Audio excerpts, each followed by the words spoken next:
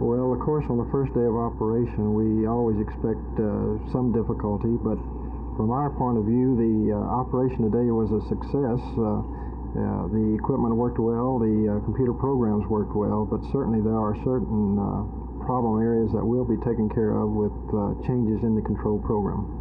How can you say success when buses running 4 to 6 minutes behind and cars backed up to Greenville from the Mockingbird exit? Well, you're picking out 1 out of 20 ramps that did experience some problems. We experienced some problems at the Northwest Highway.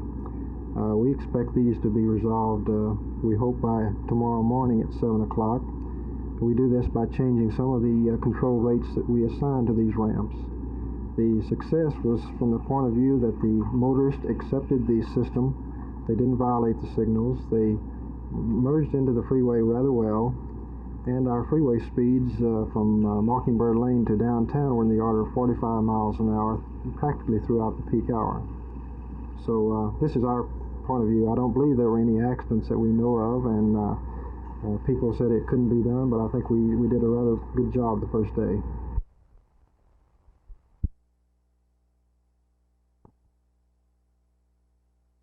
By this time last year, 112 U.S. Air Force personnel had died in automobile accidents around the world.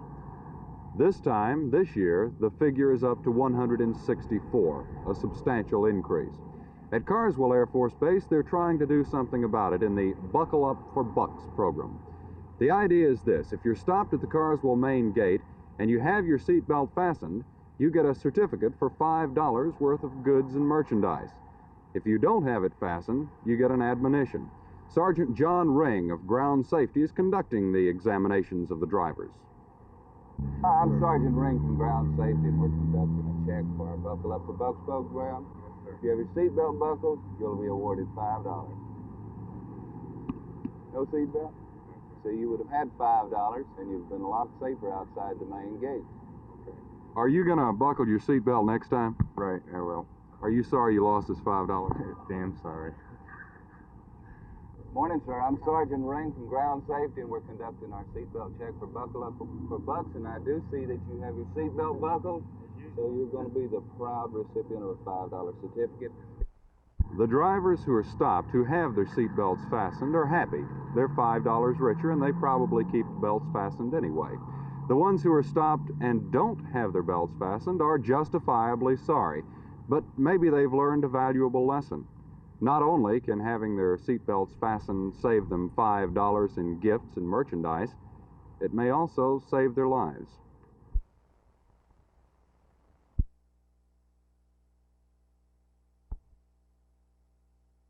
When you're forced with a burden of proof, a test becomes one of the only types of measures that can possibly do it.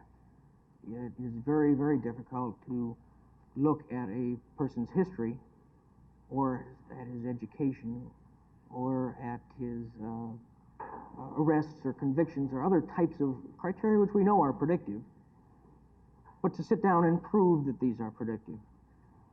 Tests have been developed for the singular purpose of being predictive and have been proven over a long period of years to be predictive. So that, yes, they are, as long as you hire some relative predicted failures.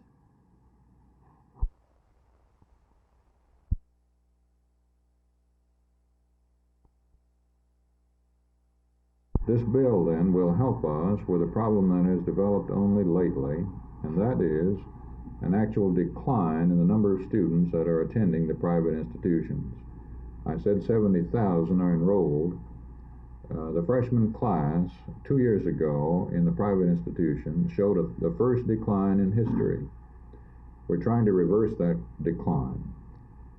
Dr. Moudy, this is not the entire answer. This actually comes out to only about 1/3 of the cost of going to school for a full year. That's true. It's not the entire answer for the student, of course. But as the prices charged at the private institutions have had to increase, we have priced ourselves out of an increasing market every year.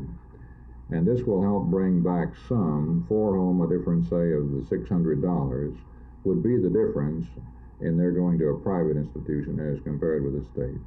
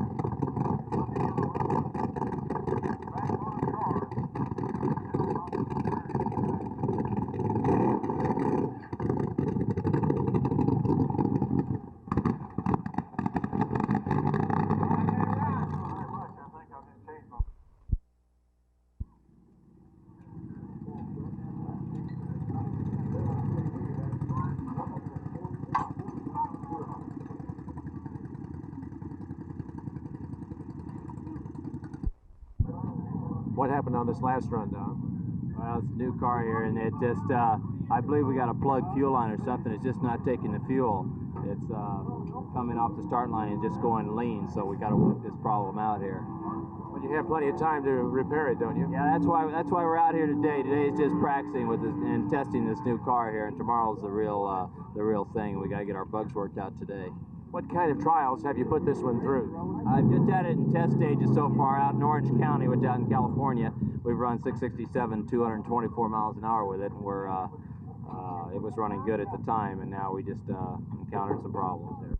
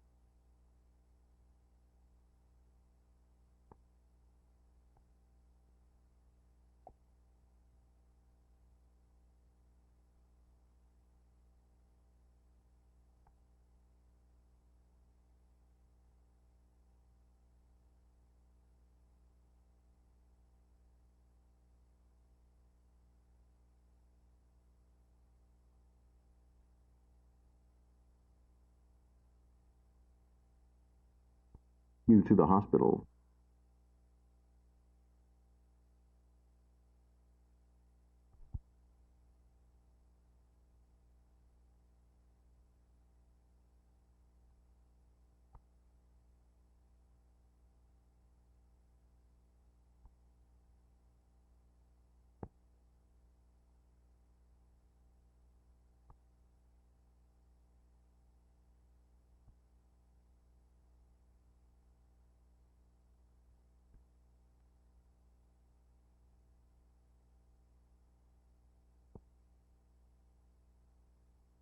Live with.